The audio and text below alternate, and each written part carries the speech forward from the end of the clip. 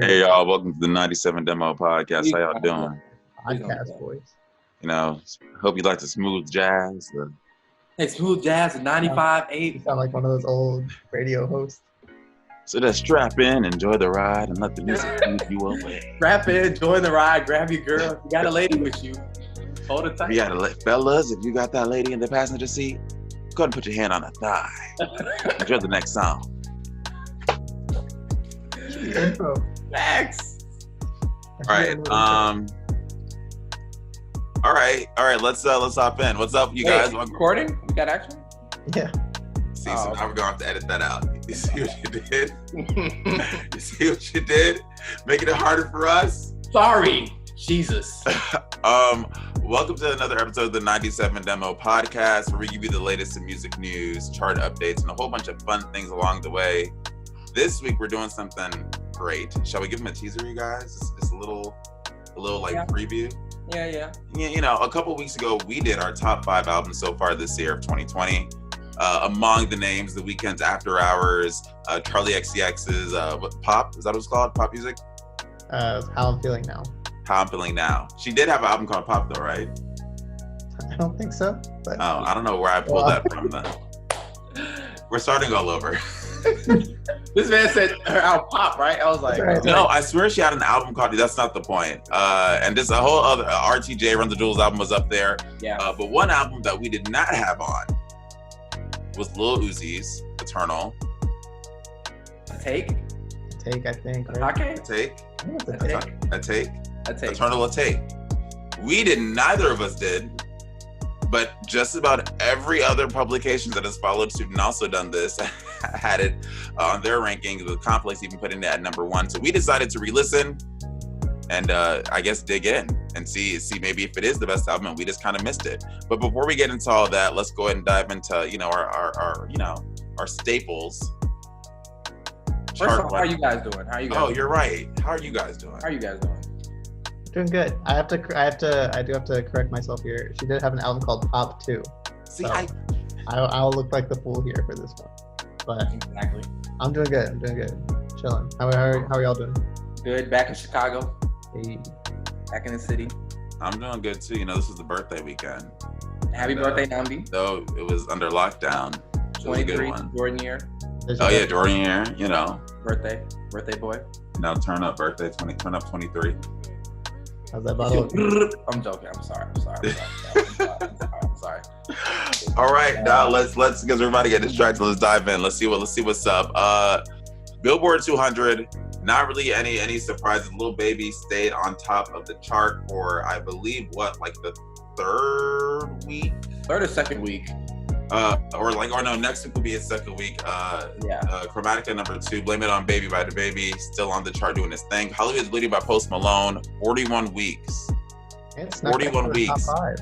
And not only is it still in the top 10, it jumps from 8 to 4 after 40 weeks. So, you know, we love a stable hit.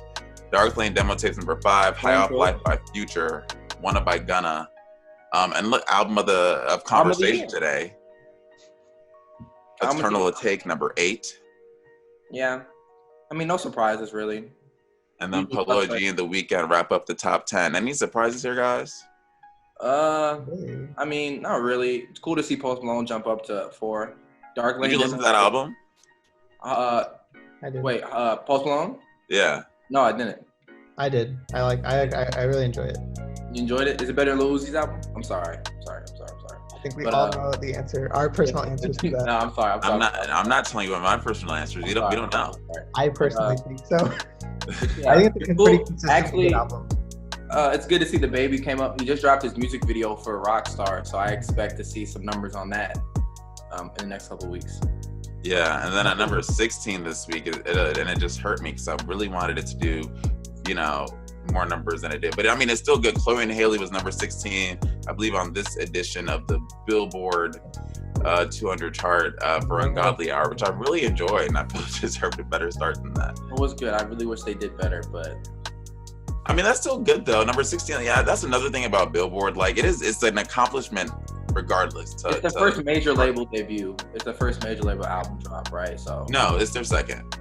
Major label? Really? Yeah. Wow. They had their debut. I listened to it. It was good. The Kids Are All Right. I believe that one. It had the Grownish theme song on it. Yeah. Huh. Wow. Nothing left the top 10 or everything's the same, right? Everything's same in the top Just 10. about, yeah. Yeah. It seems it just switch around some. Should we check on our guy Jimmy Buffett and see what he's? Is my man even on the chart anymore? You have to listen to that album. How much y'all want? Oh God! Hey. Okay, cool. He's still chilling on the chart. 27 spots. Hey. I mean, he's higher than 21 by Adele, so who's really winning? He's doing fine, I say. but yeah. Next door on the Hot 100 chart. Also, not really any huge surprises. Trolls was one of the bigger releases that week, so I think people expected it to have a top 3 finish. I wasn't really surprised, but I mean, it didn't really have that much radio play, I believe, and it still managed to debut at number 1, which is pretty big for both 6ix9ine and Nicki Minaj. It's the first time either of them have debuted at number 1. I believe Nicki Minaj is like the first female rap artist this century, is the stat they're using, to debut at number 1. That's dope. And yeah, it was the biggest sales week of 2020, 116,000 units moved. It's good to see the Lil Baby. The bigger picture, that's the track where he's at the protest, correct? Mm-hmm. Yeah. It's really good to see that chart at number 3, which is really good. Lil Baby's been very successful this year. Very. With the 6ix9ine thing, I don't know. I feel like a lot of people just listen to it out of, even if you're not a fan, like I am, like you listen to it out of, like you're just curious. What does it sound like? Yeah. Yeah, I think a lot of people are just curious. Like, I mean, whether it's Bad Pub or Good Pub with 6ix9ine. And I mean, the song is called Trolls. Yeah, I mean, literally Trolls. He's I call him the professional. He's a professional troll. He does it better than anybody right now. He's the best in the game.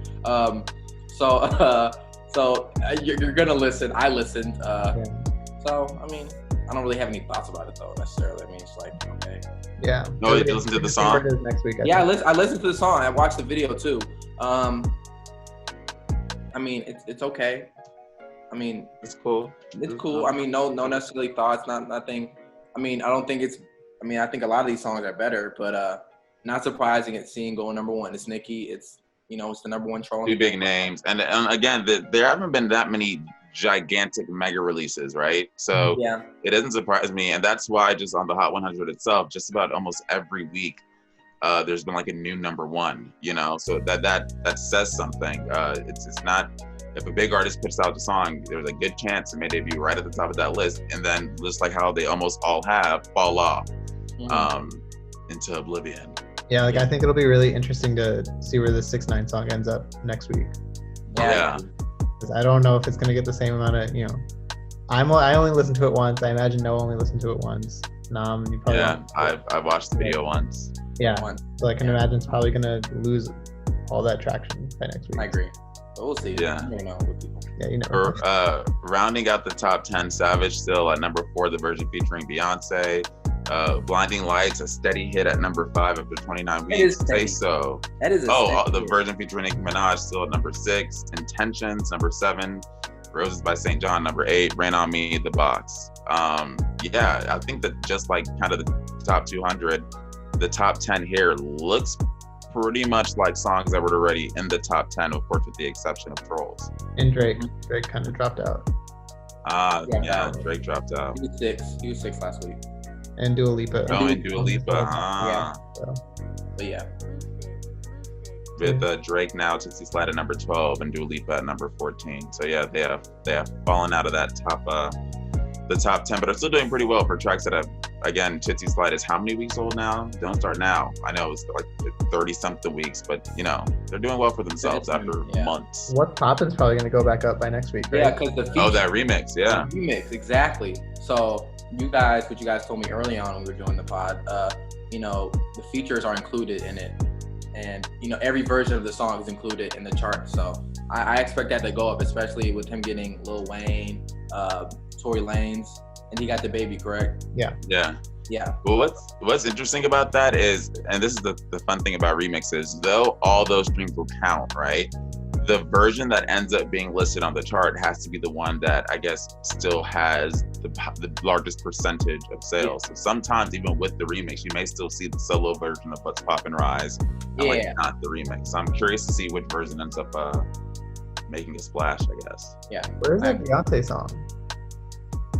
Ooh, would that have been this? When did that come out? Specific date? Came out last week. That came out last week, so it might be the So next. maybe on the upcoming chart, because I know that'll definitely appear. How high, I don't know, but I know it definitely will appear. Oh, J. Cole, Stone the. Sorry, you saw it 59. You saw that? Wait. No, let's talk about it. This song 33.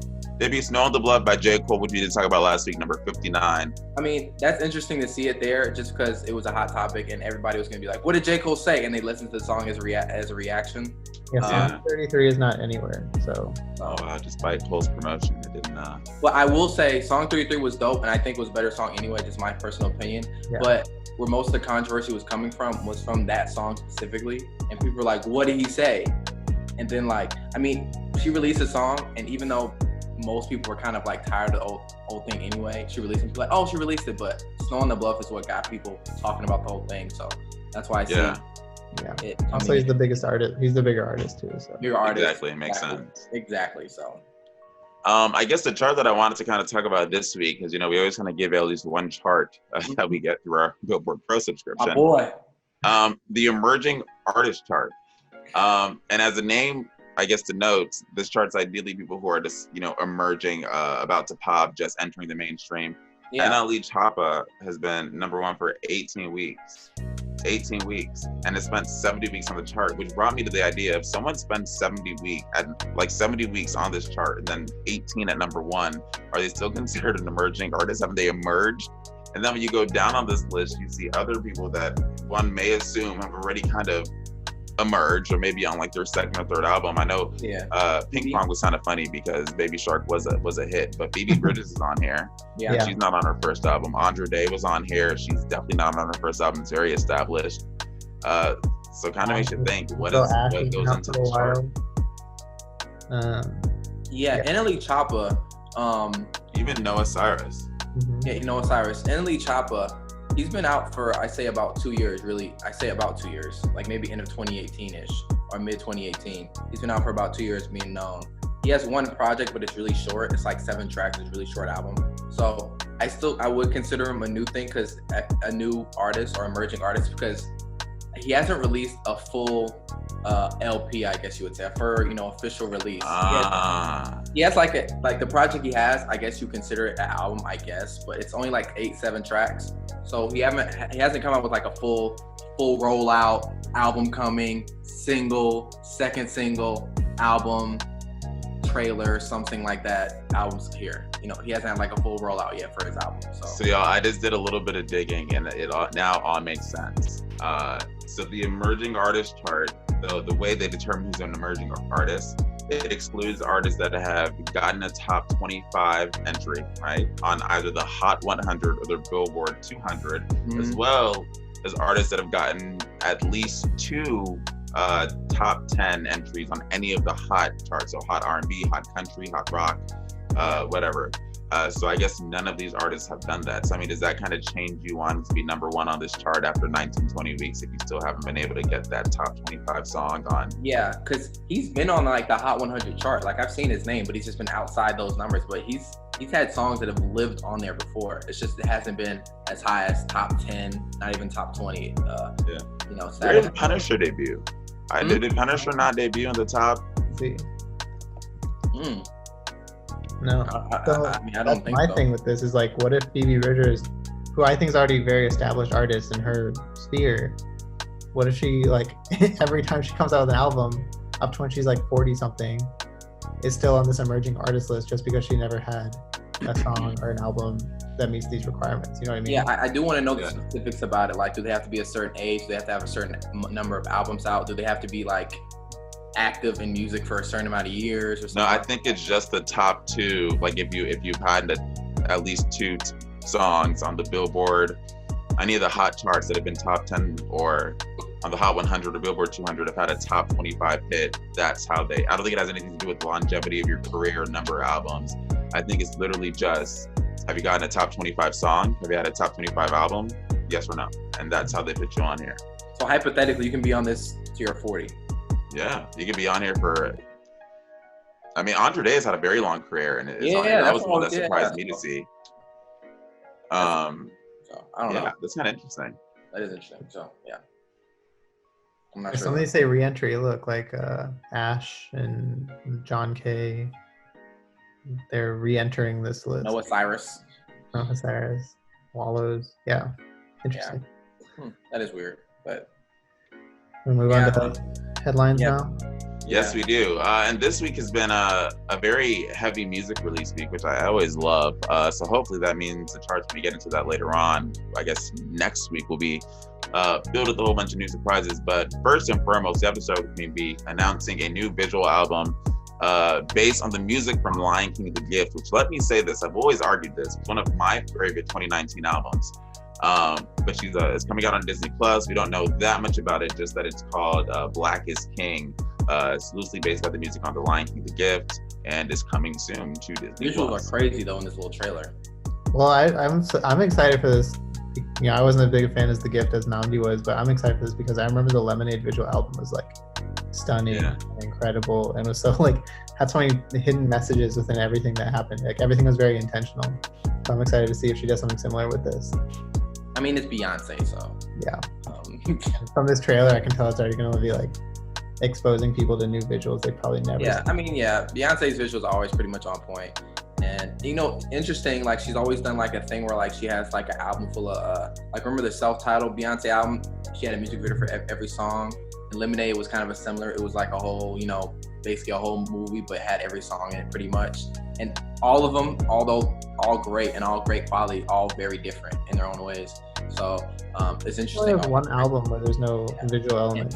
And it's crazy because it's on Disney too. Yeah. So that's actually different. So that's like a whole nother. That's a whole nother audience that's gonna see it. Honestly.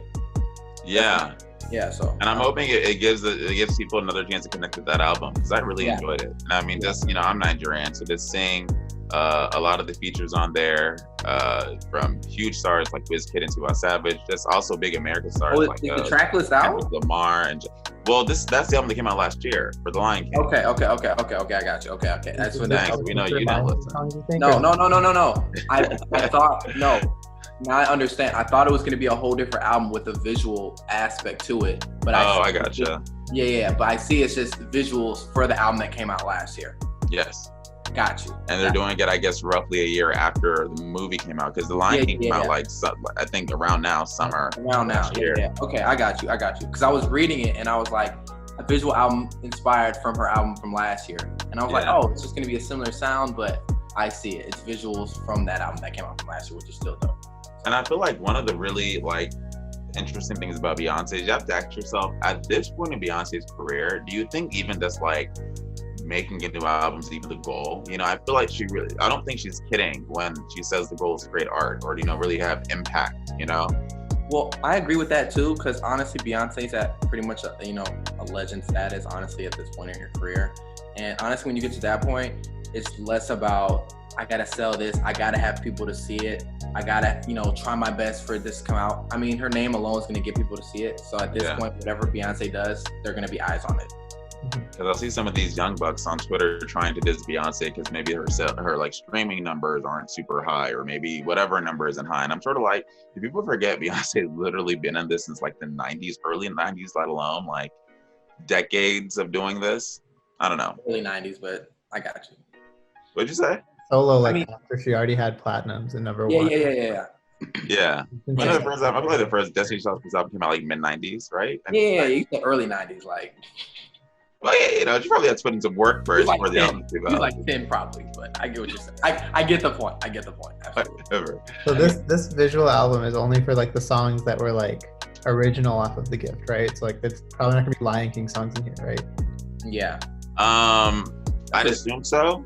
I don't know if they really haven't revealed that much information about it. I know it's inspired by that. The Gift itself, that album that came out, that Beyonce curated and produced, didn't have like a lot of Lion King favorites on it. It was like almost all original songs. So I'd assume it would be mainly that. Yeah. So yeah. I'm with you, Nnamdi, though. Like the whole thing about Beyonce just releasing music just for the art aspect. I mean, it makes sense. And it's dope. I mean, it would be one thing if it's not good, but she did a homecoming, live performance, Netflix thing, and that was dope. So, I mean, it'd be one thing if it wasn't good, but the stuff is dope. The quality, the quality of what she's putting out is good. So, I mean. Yeah, I've yet to find a miss. Yeah. Or Miss Beyonce Knowles Carter. Exactly. And in other new music news, Meg Thee Stallion released Girls in the Hood. Great track, really enjoyed it. Of course, sampling the hit song Boys in the Hood by NWA, performed by, of course, Eazy-E. Yeah. And this one, again, I don't think any of this controversy is attached to Meg Thee Stallion specifically, because again, great song. Yeah. But basically, one of Eazy-E's daughters, Remarkable, I believe is her stage name, made a video saying, I like the song, but basically in short, none of Eazy-E's kids can really benefit from his music or sample his music or get approval without risking litigation. But other artists can, and that, I guess that stings. And basically, it sounds like she can be rightfully upset about that. But then another one of Eazy-E's daughters, and I'm blanking on her specific name, I'm sure it's in here somewhere, Evie, she came back and basically said, y'all need to stop mixing me up with this girl, she's just being a clout chaser, we don't know her, I didn't know her, my dad didn't know her, yada, yada, yada, and sort of just kind of shut it down and kind of dismissed her concerns, and now there's kind of glimpses of a beef between those two sisters that, again, I don't think is connected to the song itself, because I don't think Remarkable was dissing Meg Thee Stallion. I think it was more so, hey, we also would like to be able to use our father's music to make something, but is now kind of devolved into something petty, maybe? Family tension. I hear you on that. It's interesting because I would like to know the specifics on who owns Eazy-E's catalog of music.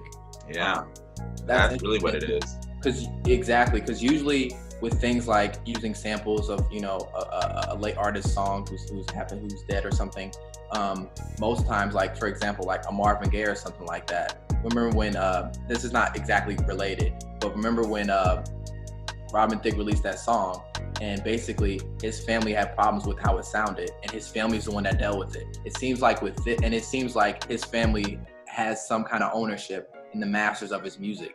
Yeah. It sounds like here is that Eazy-E's family, his children and whatnot, are having issues with that specific thing because it sounds like they don't have any masters or any ownership of that music. Sadly, it sounds like his music is owned by, the man, corporates, and whatnot. So that's what it sounds like the issue is, which is why artists like Meg Thee Stallion, all these bigger artists who have, label connections and people who are in the industry are able to get a hold of those samples with no issues. Exactly. I feel like the larger issue here, this really is another story of music ownership. This comes up time and time again, whether it's Taylor Swift saying it or whether it is the Beatles talking about it, or whether it's the Michael Jackson estate talking about it. Ownership of music is wildly important, and stuff like this can happen. And you may be surprised to find out how common this is, So I think this whole thing is a larger issue of music ownership. Now, I think the whole sister versus sister thing is something entirely different that we honestly probably just don't know the details of their relationship enough to even comment on. Yeah, I mean, if anything, just go listen to the song because it's a good song. I guess if anything good has come out of all this, Yeah. So yeah, it's kind of hard to comment on this. It sounds like a family issue, but yeah, it's still interesting though. Yeah. In other news this week, the Dixie Chicks are now the Chicks. Taking Dixie out, of course, for the obvious connotations to racism. Yeah. And someone else took Dixie out of their name. I'm trying to remember who. I know Alabama stopped playing Dixieland Delight at their football games after they won, or it was before games, something. Alabama stopped playing it. This has been a thing. Artists now saying, I could understand how this is perceived. But yeah, how do you feel about this? The Dixie Chicks have always kind of been country rebels, so I'm not really surprised about this from them. But how do you guys think about this? Well, I have to ask, was there a large outrage between like, hey, take your name out of Dixie? Was there an outrage? I don't know, because that's not like, So I don't think so. It seems like, I'm sorry, but it seems like there's a lot of that going on. It's like, we didn't ask for this, but yeah, like the Simpsons thing and the yeah, all that. Yeah. I don't know if they're just being, if it was just of them being like, hey, as a group, we felt like we just shouldn't have been out there. We just felt like during this time we've learned that our name could, you know, taken out of context, and that it has some, seeds during racism and whatnot, and we decided to take it out, which is fine. But yeah, if there's like a fan outrage, I didn't know. So I don't feel like there was outrage. I think this may have been something that they did on their own. I know Lady Antebellum also was like, we're now Lady A. Yeah. To me, this seems like pretty on brand for just who the Dixie Chicks are because of their past history with just kind of speaking out on politics and things like that. So, you know, obviously they did this in a response to the protests and police brutality. Wait, are you saying they've been really active with Yeah, politics? so they were pretty much like blackballed from the country music industry for speaking out against George Bush. Wow, I didn't know that. And they only came back when who brought them on stage? Beyonce. Wow. Don't forget. And That's interesting. they like have this kind of history of just being, like Nnamdi said, country music rebels. So Yeah. obviously what they're doing is in a response to George Floyd and police brutality, racism. But also this is something I could have seen them doing, I feel like, any other time. They probably That's dope though. That's dope though. I didn't know that, but that's really cool though to know that. Yeah. To make a larger political statement, obviously. Kudos to them. And Noah, kind of like I feel like you were saying earlier, sometimes when I see things like this, it feels very performative. Like, okay, let's actually tackle the issues at hand. But That like history, Avery is saying, for them, this actually feels like a very natural, like, on brand. okay, we got it. Like, this should have probably been done a while ago. Yeah, it definitely feels genuine since you gave me that little history lesson on the history of them in politics and whatnot. So that's good to hear. Yeah. Now on some news that is not as good to hear. Justin Bieber is suing someone. Yeah, but I mean, for good reason. I guess he filed a $20 million defamation suit against two Twitter users who accused him of sexual assault, but Justin Bieber was able to come back with receipts proving that it would have been like literally impossible for the events that these women claim happened to actually happen, and he is now taking it to court to fully, I guess, clear his name. Yeah. I mean, obviously we weren't there. We don't know what happened, in these claims that are happening with these women. So I'm not taking sides here, obviously. But usually in these cases, it's kind of, usually you hear somebody being accused and there's just a lot of like, he said, she said, and, like, hey, nothing, or, a lot of silence from one side or whatnot, and one side being very vocal. But it seems like Justin Bieber is coming out like, hey, I got everything right here. I'm not hiding from this. This is something that I feel like didn't happen. I have the evidence here to prove it. So, I mean, obviously we don't know what happened. We weren't there, but it's interesting to see him take legal action against these women, which we typically don't see, especially in these celebrity cases when, people are accused. Usually they're doing the best. Celebrities are doing the best to get this over with. Like, we're gonna settle civil case, get this over with. Justin's like, nah, I'm taking this. Well, I'm gonna get some money out of this. So, and I sort of feel like, I mean, do you sort of feel like, and I guess in the current time we are, you have to kind of, I think we're so used to people denying, and then unfortunately figuring out that no, you denied, but you lied. Does it say something that he's willing to go as far as to say, not only I'm suing you guys for fraudulently scheming to seek attention and fame by maliciously posting despicable, blatantly false, fabricated, defamatory accusations against me? Yeah, I mean, like, I don't want to obviously speak to the validity of it or anything because we don't know, but of course, yeah. The fact that he was able to like vehemently deny it the way he did, and if you go through his Twitter, you can see he has emails, he has receipts from hotels, he has correspondence with different people. Like, it's a pretty impressive collection of things, of documents that he has from like 6 years ago of this day. But also I think that if it is false and he's going through all this action, legal action, I think it does benefit everyone, because in the future, these false rape accusations can ruin lives. So, and this will go to like only give more validity to people who are telling the truth in the future, which is most people. So. Exactly. I agree. So yeah, I mean, it's just something cool to see, Yeah, I think it'd be more of a big story if like he was just quiet. Honestly, Yeah. I feel like he'd get killed more. If Justin Bieber would say anything, I think it'd be blowing up way more. But yeah. So. And then I guess for our final story today, Doja Cat out with new music, out with a new video for one of her older. I'm sorry, singles. guys. Did you guys see the slug for the URL?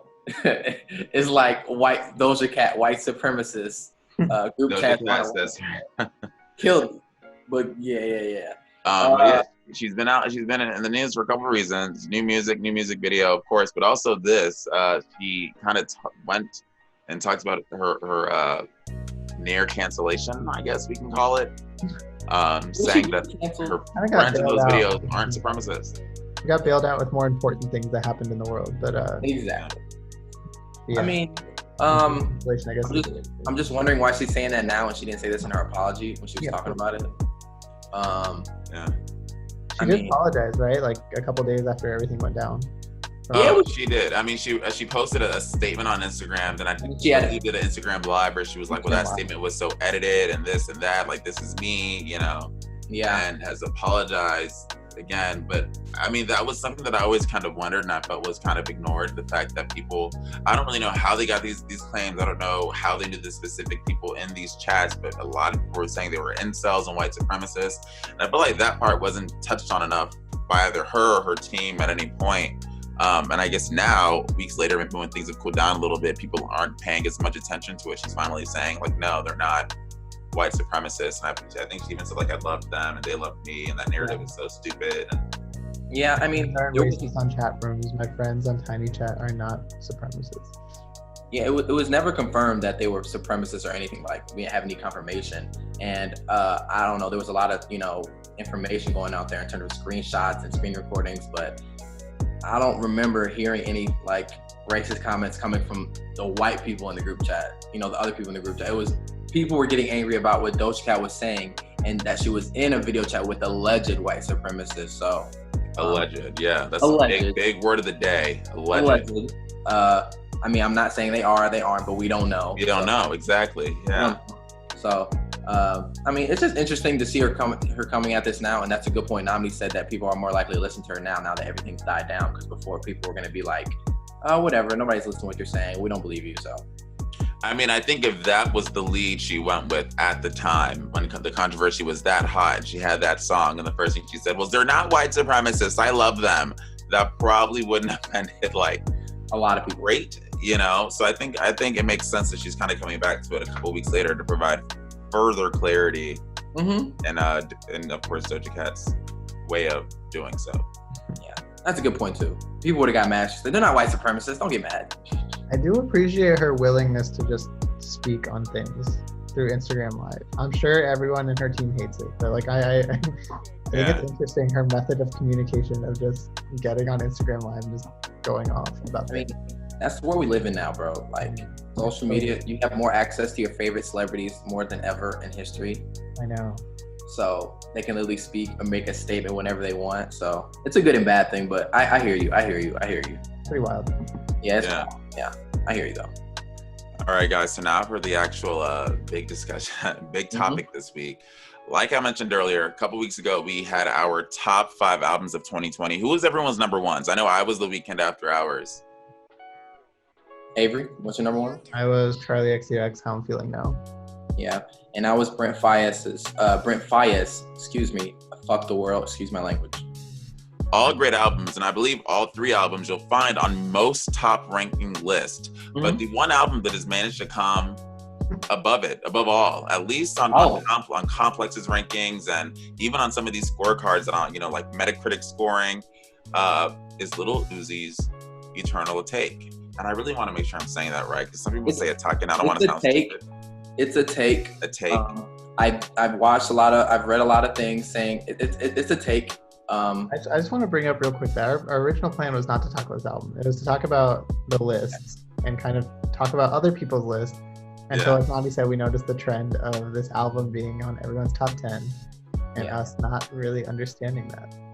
And just because, are we out of touch? If we're going to come in and try to talk about music, and we have this album that not only just kind of wasn't on our radar, but we just don't discuss that much. Even though it was a big release when it dropped, but I don't feel it's had that much sustained impact. Like, I don't think you hear that many songs from this album still that often. At least I know I don't go back to it that often. I listened to it when it came out, but for it to be number one, and this is just complex, but even, Pitchfork, Billboard, Time, they all had this album somewhere near either ranked or somewhere near the top of a ranking. So we re-listened. So I just want to give, because I've listened to it a lot of times. And, how many? I'd say overall probably 3 or 4 times, including when I first listened to it.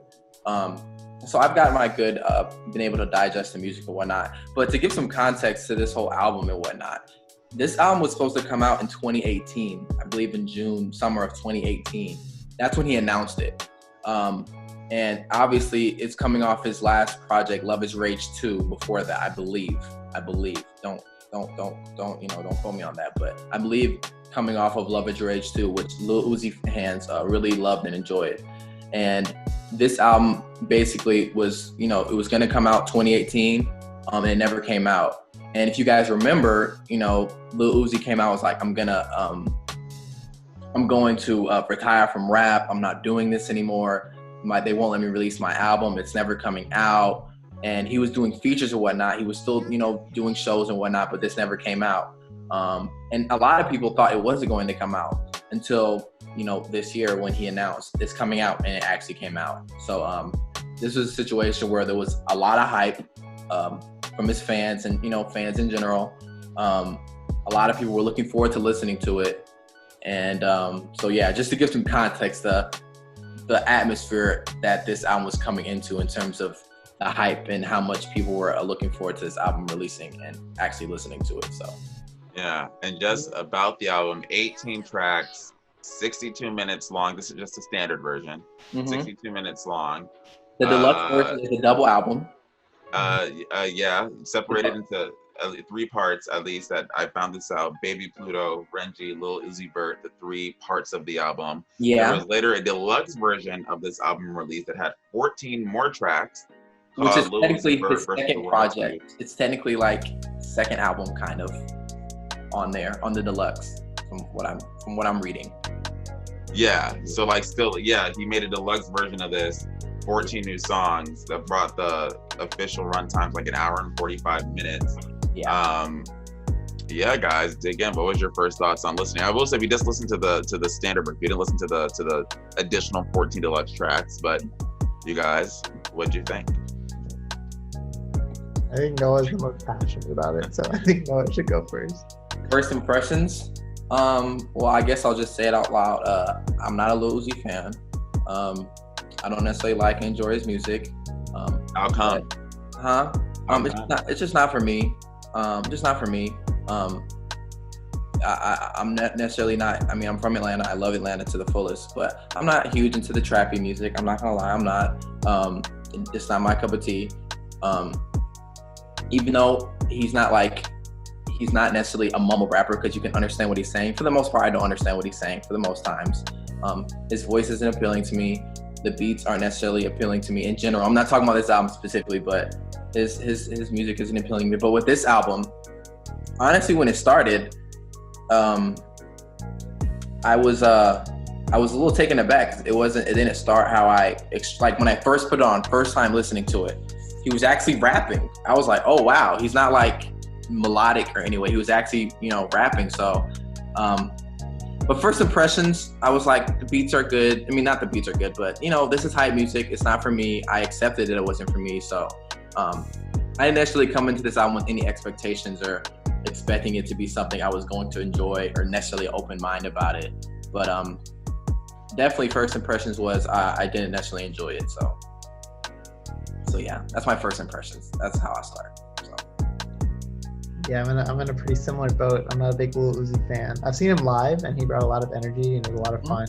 Like a really good performer, I thought. So I was pretty open-minded going into the album. The very first time I heard it, like months ago when it came out, and I was just kind of like, people waited 3 years for this, and I thought it was gonna be pretty poorly, I guess, received by his fans, but I was wrong. It was very, very well received by everyone, it seems. I think the beats are decent. I don't think it's like the beats are like terrible, but some of the accolades that it got and the reason that it placed on all these lists, I think was just not the reasons I expected it to. So, what about you? And that's like the disconnect is for me, right? One, let me just say, anytime you have an album that's more than an hour long, it's gonna be hard for it to be a great album, right? Just because I feel the reason that's done is probably for streaming and tracking purposes. The more songs you have, the more songs that can be listened, the more streams that will count towards overall counts and stuff like that. But I feel as far as trying to make it a quality, great album through and through, having that many songs just opens you up to more opportunities for misses, right? And that's the thing. Of the 18 songs listened to on the album, I don't think 18 are great. I don't think 15 are necessarily great. I think there are some bangers and there are some hits. I'm not going to give you a number. I'm going to do it. But I think that's the thing. And I think I will say when I re-listened, because I did listen to it when I first dropped, when I decided to re-listen, my expectations were completely framed by these reviews I was reading. And we have Complex on the screen because Complex, little blurb that was written here by Eric Skelton. Shout out to Eric. The bar that got me of this blurb, Uzi's theatrics in a sense. Y'all, someone else read that. No, read the first sentence of this little blurb first. No one told Lil Uzi Vert how unprecedented it is for an artist to have the most anticipated rap album on the planet and then actually live up to those expectations. Okay, so do we even need to do more than that? So if that's how we're coming, right? The most anticipated album on the planet and live up to one. Was this the most anticipated album on the planet? I think at the time, I think when before it was come out, they had 3 years of hype behind it. Yeah. People were waiting for this album. People really like Lil Uzi. There was label drama. There was leaks. Yes, I'll give him the first half of this sentence. And then live up to those expectations. But my thing is, Uzi's theatrics and eccentricities would stand on hollow ground, though, if it weren't for the deceptively sturdy rapping that anchors Eternal Atake. He's earned a lot of credit for his heart-stricken melodies on songs like EXO Tour, but it's time to acknowledge how good he is as a rapper too, setting out to prove him bar for bar with anyone. With anyone. Okay, now let's get into this,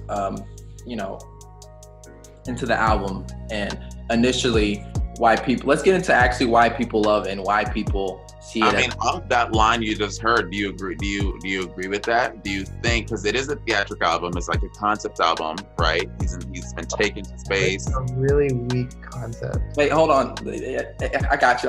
We're gonna keep this together, guys. We're gonna keep this together. So because obviously this whole blurb gives you a context to, honestly, this is how a lot of people feel, this blurb right here.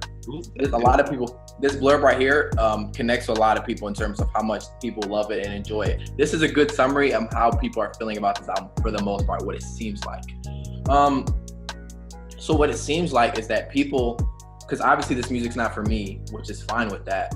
And I personally would have no problem with this album being number one if people were saying, man, honestly, it's not necessarily Uzi's rapping well or anything. It's just I love the music behind it. I'm loving the beats. It's hype music. It's great for party music.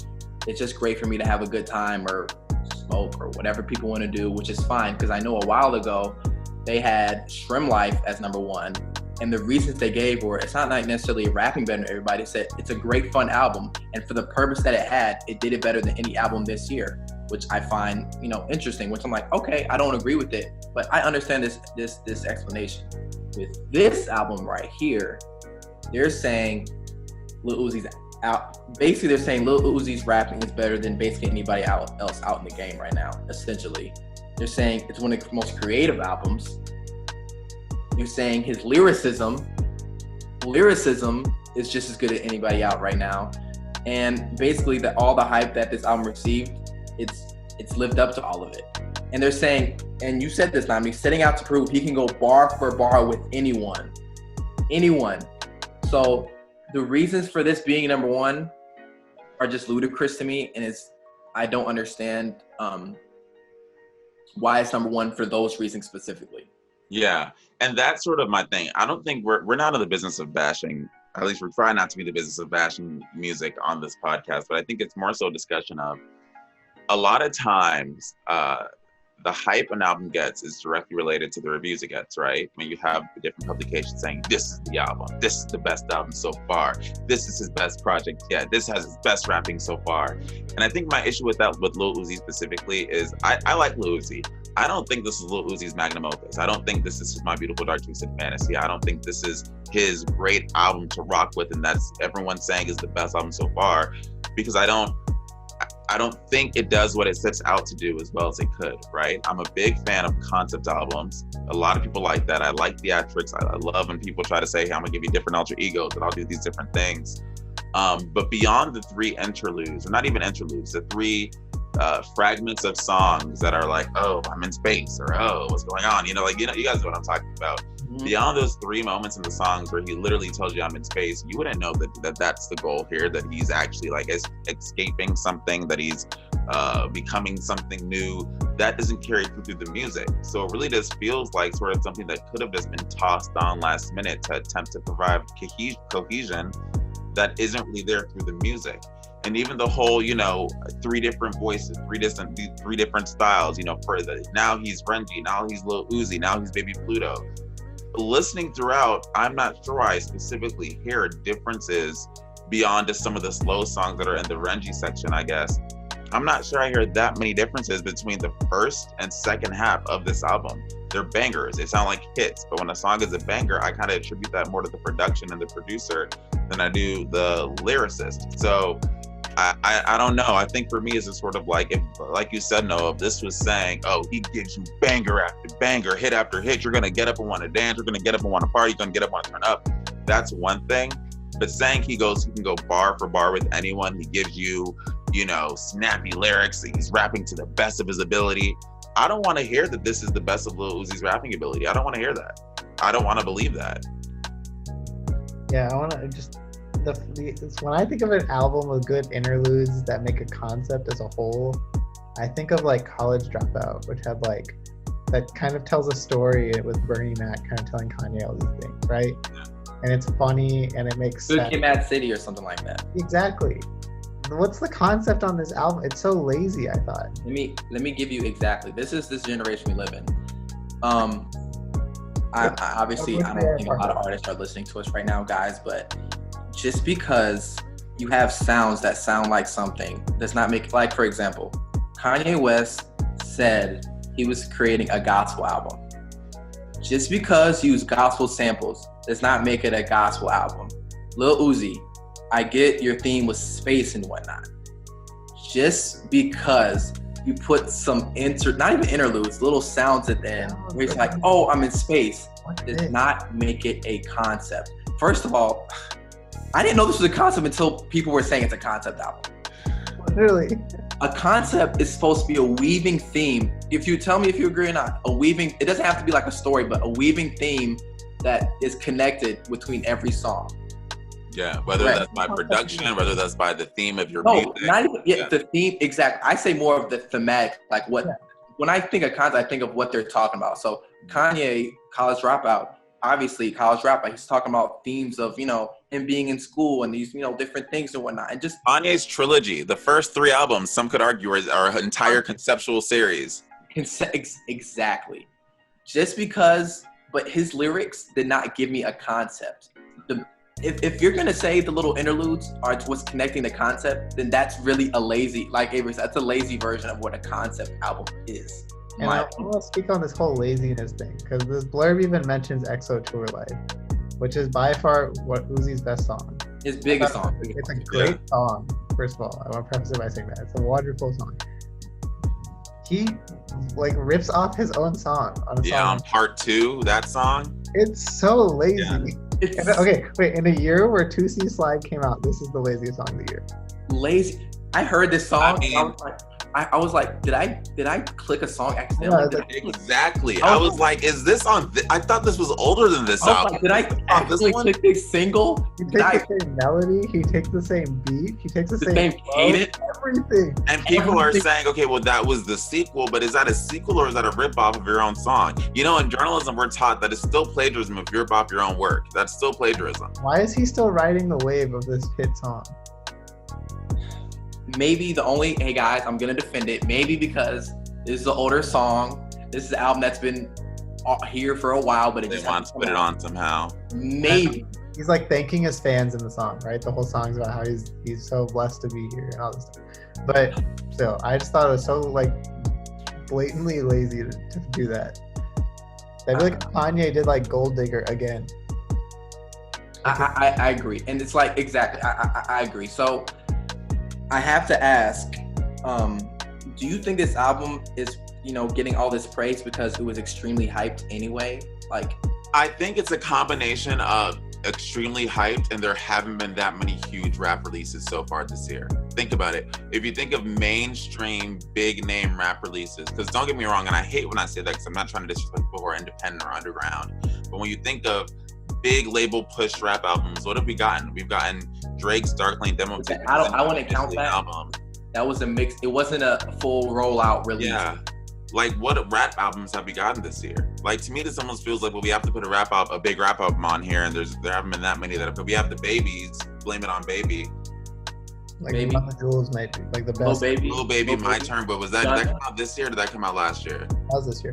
This year, like Lil Baby, My Turn. Like, maybe people are like, okay, well, this is sort of the big release this year. We have to at least throw it on here. But it just, for the reasons, and I'm reading Time's review. I'm reading all these different reviews. Here's what Time says, and I want to bring this up just so we can, compare. Oh, sorry, I didn't know what just happened. Go ahead, it's fine. Go ahead.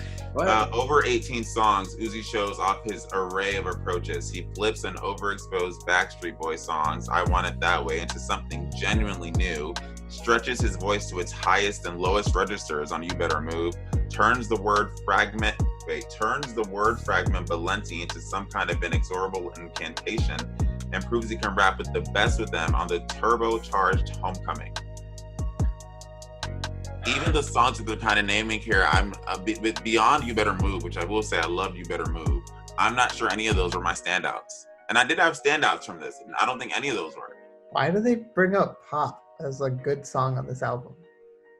Well, let me say this. Come on, man. Okay, let me break this down. Okay, when people are saying creative, when I think of creative rap albums, in particular creative rap albums, most times, because obviously there's so many flows, a way artists rap right now. There's gonna be similarities in how people rap, which I don't have a problem with nowadays anyway. But when I think of creative rap albums, I'm definitely thinking about the music behind it for the most part. When I'm thinking about like, wow, I've never heard that sound or that's different. We think of any creative rap albums that have recently come out, just for context? Well, not creative. RTJ, honestly, maybe. I think RTJ is a different rap album. It's different. It's different. I would definitely say that's different. I don't even need necessarily creative, but they're saying this is creative and they're saying this is different. Tell me if I'm wrong. And this is the problem I have with trap music these days, or trap sounding beats these days, is that it's the same trap drum that's on it. Like the dun dun dun dun dun. It's the same drum with the sound behind it. And to me, that doesn't sound creative to me personally. Yeah. It's what I'm having the issue with. So I just don't, I'm not connecting with, if the cadence of every song is the same, even though he might be sounding the same, this different on it, the cadence the music that's behind it isn't different enough for me to be like, wow, this is different. It doesn't sound different. I'm sorry, this sounds like most music that comes out now. That's what I have a problem with. Especially over 18 songs that don't necessarily, there's not that much variety, there's not that much different melodies, different flows. I mean, like I said before, I give a lot of props to some of the producers. I think some of these songs, and honestly, let's take a second to actually flip this and say, what were some of the things we enjoyed? What are some of the standouts, if any? Because I'll say, listening to this, there are songs that I like. You Better Move, I love that beat. Brandon Finesse, producer, not too familiar. I don't know how much he's worked on, but he did a lot of this album. And I think this album reads like an album which one producer had a hand on a lot of the songs. I think that makes complete sense, and I'm not surprised. I think you can tell, honestly, you could probably tell if you close your eyes and listen which one of these songs had Brandon Finesse on them, because they have similar attributes. But anyway, Silly Watch, big fan, like it. Okay, You Better Move, big fan, like it. Like the production on both of those. Even Prices, I think I said Prices is one of the ones that I enjoyed more than some of the others. So there are The bars Listening are qualities. fun. It's a fun album. I'm just not sure it's the album of 2020. Some redeeming qualities for me on this album. Let me say this. There was no song on here that I liked full through. There was no song on here that I liked, wow, every part of the song is good. Like, man, the beat was in on it. The production was great. The little interlude between it, the hook was great. There was no song where I enjoyed every single part of it. Now, there are redeeming qualities of songs. Like, for example, on Silly Watch, it's supposed to be about him talking about a watch. He only mentioned a watch maybe a couple of times, and he was just talking about all these other great things that he has, which is not necessarily tame on topic, but whatever. But I thought he flowed well on that song. I thought Lil Uzi stayed in pocket with the beat, and I thought he flowed well on that song. The production on You Better Move, I like. If Lil Uzi was on that song, that'd be dope. But he was, and the production on it was dope. I agree with you. I'm sorry. I don't necessarily like the song, but that's the only song on this album where he actually stayed on topic. I enjoyed the Renji part of those three like slower songs. I was with it. Okay, that's fine. I think that's more of his bag. I think he's good at that. I think that's what Lil Uzi is known for, but I'm sorry because I didn't say enjoy that song, but he stayed on topic. He was talking about saying, I'm sorry to a girl. His hook was about it. He's talked about it during his verse. So I was like, okay, Uzi, I see you. Actually staying on topic for an entire 3-minute song. Congratulations. The background vocals on Bigger Than Life and Bust Me were dope. The little singing in the back, that was the best part of the song. That was good. Now, let's see who produced that then, because that's yeah. Urgency with Sid. Sid was the best part of the song. If Sid did that song by herself, that would be a great song because Sid is dope and Sid can sing. But unfortunately, Lil Uzi was on the song, so no. And That Way, the sample was dope. I enjoyed that too. The sample was dope, but Lil Uzi's lyrics were not, which is so. In all, there was no song, like I said, that I liked the full through. There was qualities of songs that I liked, but not a song 100%. I was like, I like this whole song. So those are some redeeming qualities of the album for me. Avery, what are some of yours? Yeah, I think you guys reflected most of them. I like the slower songs for sure more than I liked any of the faster songs because I could actually differentiate them from each other. All the faster ones kind of sounded the same, but I thought the beats. I think it's more so his flow's the same. Sorry, go on. The beats were fine. The production was good. On Urgency, I agree. Like if Sid did it by herself, it would have been incredible. But like their harmony sounded so bad. It sounded so bad. But anyways, you can't put a good singer with a bad singer and have them harmonize. Yeah, exactly. That doesn't work. But also, I just want to say that I think this album got so much hype because of like the stan culture behind it. Like Lil Uzi stans ride so hard for him, and I even looked up. Like I remember that Anthony Fantano gave him a bad review, and I looked up his review. He had 33,000 thumbs up and 23,000 dislikes. Jesus. So like Lil Uzi like stans show up for this guy. Yeah. So I think that also boosted a lot of the. I will say, he's part of that SoundCloud, of rappers coming like the Uzis, the Yachties, I'd say even the 21 Savage. That era, yeah. That era. Who's another one? Kodak Black era of music coming in at the same time. Yeah, they're all. I'd say he's at the top of that in terms of popularity and how much people love him. Yeah. So. And I don't want to sound like we're like shitting on Uzi. I think he has a lot of potential. And that's just like I kind of said earlier. My whole thing with this is that oftentimes in history, a critic is going to determine, or collectively, right? Critics are going to determine how your album and music are remembered. Your fans will do it. And I think at the age of social media, yes, your fans can definitely have a bigger part of that. But the way your album goes down isn't what you say, isn't what the artist says. Artists have said this is my best album time and time, and they've gotten like completely like shredded in reviews. It's based on how people review your music. And I think my issue is that people gassing this up this much and making it look like this is his best rapping, the best production, the best bar to bar with anyone, one of the best releases this year, the top rap album this year, when honestly, just let's be real, it isn't. And I think Lil Uzi has in the past, and really, I hope so in the future, can produce better work, can produce a more consistent album, I'm interested to hear what the back and forth was with the label. Because remember, the album was delayed because the label back and forth. He said they won't let me release the album I want to release. I wonder what changes had to be made in this final version. Who knows if maybe before it was supposed to be shorter, maybe it was supposed to have no concept. We'll never know. But my point is, I don't want to believe that this is Lil Uzi's best rapping ability. I don't want to believe that this is his this is it. He should go home thinking that he made with this album the best rap album of the year, that he is can now go bar to bar with the greats because of this album, because this album isn't that album for him, and I think he can do something better.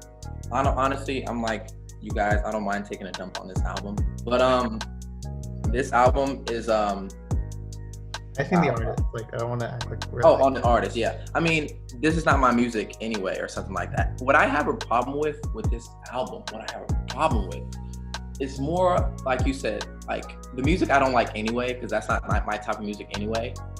But what I have a problem with is the explanations behind it.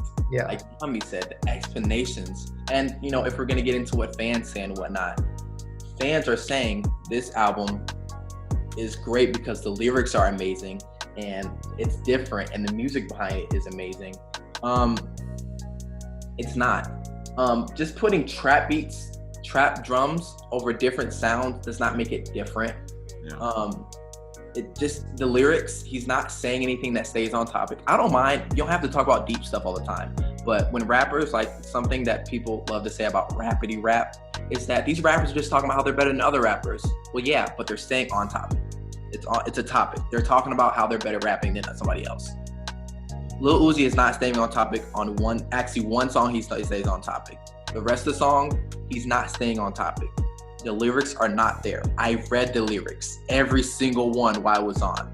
The lyrics are not good. And I would, again, this is my final thought, I would have no problem with this if people were saying, honestly, the lyrics aren't what gets me, it's the beats, and the beats are banging, and I just like to turn up to it and like to do things to listen, I like to, play basketball, work out to this, that's it. And I'd be like, that's fine, I get that. But the fact that people are saying so different, his lyrics are amazing, his lyricism is amazing on here. It's what I have an issue with, because his lyricism is not there. I'm sorry, it's not there. His lyrics are not there. It's not creative. Just because you put some space sounds does not make it creative. It does not. He has the exact same trap drums as Lil Savage, Metro Boomin Production, Yachty, any other trap artist you want to name out here. They have the exact same sounding drums over, and it's the exact same cadence of music. So that's what I have the problem with, which is why it is so far off my number one list. And honestly, if I did a top 50, this would not be on my top 50 list just because of people's explanations on it. So. Wait, so let me ask you guys this, because there's something we haven't answered, and this can be our final point, right? We have these strong feelings. We have discussed why we don't think this album is a top 5 album. We have discussed why we don't think it's Lil Uzi's best piece of work. But what we haven't said is that doesn't change the fact that Complex, Time, Billboard, Pitchfork, you name it, put this album on their top list. So clearly, among those who have the power to decide, among these big time critics, it was. Or you guys think it's just the hype? If there's so few redeeming qualities, why do you think that is? Where did that disconnect happen? Are Lil Uzi stands secretly hidden in all these publications? Oh, I think it's such a big fan base. I think our overarching message to Lil Uzi, to Complex, to Time, and all these other publications is just like, just do better, Just do better. That's what I believe with these publications. Obviously, I'm not saying their journalists aren't big critics or whatnot, but they need to be notarized. They need to be noticed, and you have to have the biggest artists and the people that are talking about the most on your list. So you have to have them on the list. I mean, some could say Complex knew by putting this album at number 1, they were gonna get a reaction. Right? Yeah, I mean, I'm not gonna accuse them of that, but I'm saying you have to have, like, a lot of these lists. Drake was on there, and I would think even Drake fans don't think this is one of the better albums this year because it was really lackluster in most people's eyes. So, I mean, I don't think I'm saying anything crazy by saying that. So you have to have the biggest artists that come out. This was a huge release. If Lil Uzi's album wasn't on, even if it wasn't necessarily great, and a lot of people, if his album wasn't on there, would lose a lot of notoriety. You have to have big artists on here, whether albums are good or bad. I'm sorry, that just happened. That's going to happen most years. I don't know this for sure, but Nnamdi's going to get mad. But when Chance the Rapper's album came out, I don't know, was his album on any top 50 list? I have to know. Probably. I feel like I remember saying that the cover places. If his album, and that album was not good in most people's eyes. Okay, but that wasn't this. Okay, don't do that. Okay, I'm not saying. I'm just saying. I'm saying in general. I'm saying in general, they're gonna have, even if this wasn't number one, this is gonna be on some big lists. So that's all I have to say. So yeah. I mean, alrighty then. So I guess that's been our 97 demo take. I won't call this a review, but it's more so a take on the eternal take. Yeah.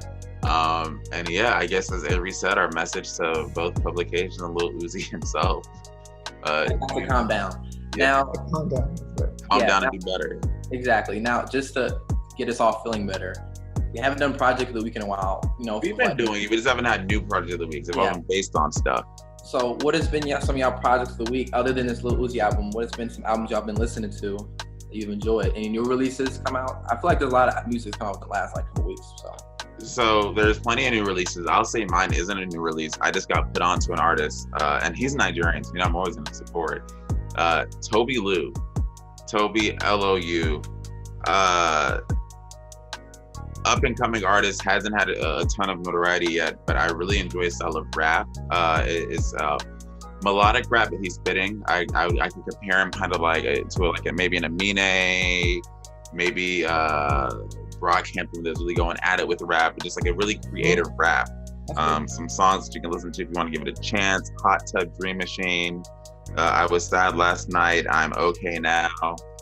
Production's there, bars are there, and I enjoy it. So give Toby Lou, check him out. Cool. I guess I'll go.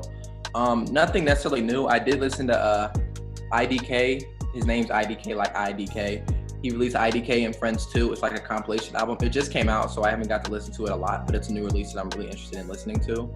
And this isn't a new release, but Sonder, they're like my go-to, honestly, for the last year and a half, probably. So they have 9 songs. Their only EP, I guess you say, it's called Into, so Sonder Into.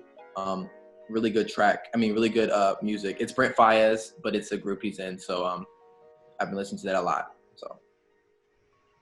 Yeah, I already know what my project of the week is. Just say it. I've been listening to Phoebe Bridgers' album from last week that we reviewed last week a lot this week, and then also the What's Poppin' remix I really, really enjoyed. So yeah, I guess that's my new music of the week I liked. Okay. So Toby Lou, What's Poppin', Sonder, IDK.